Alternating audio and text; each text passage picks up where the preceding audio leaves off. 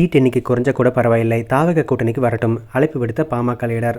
அதிமுக பாஜக கூட்டணியில் அன்புமணி தலைமையிலான பாமக இடம்பெற்றுள்ளது. அதிமுக கூட்டணியில் தொகுதி பங்கீடு பேச்சுவார்த்தை நடந்து வருகிறது. இந்த நிலையில் பாமக பொருளாளர் திலகபாமா விஜய் தலைமையிலான தமிழக வெற்றிக் கழகம் அதிமுக கூட்டணிக்கு வர வேண்டும் என அழைப்பு விடுத்துள்ளார்.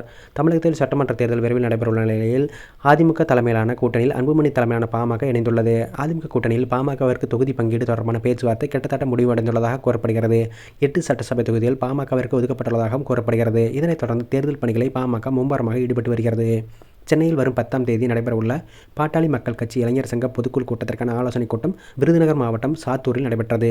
100க்கும் மேற்பட்ட புதிய நிர்வாகிகள் கட்சியில் இணையும் விழாவும் பாமக மாவட்ட செயலாளர் செல்வம் தலைமையில் பாமக மாநில பொருளாளர் திலகபாமா முன்னிலையில் நடைபெற்றது. இதனைத் தொடர்ந்து செய்தியாளர் சந்தித்த பாமக பொருளாளர் திலகபாமா, பாட்டாளி மக்கள் கட்சியின் மாம்பழம் சின்னம் தொடர்பாக உரிமையியல் நீதிமன்றத்தில் யார் எப்போது வழக்கு கொடுத்தாலும் நீதிமன்றத்தில் தாக்கல் செய்வதற்கு அத்தனை ஆவணங்களும் அன்புமணி ராமதாசனும் இருக்கிறது என்பதை தெரிந்துதான் அதிமுக தங்களிடம் கூட்டணியில் பாமகவை இணைத்துக் கொண்டுள்ளது.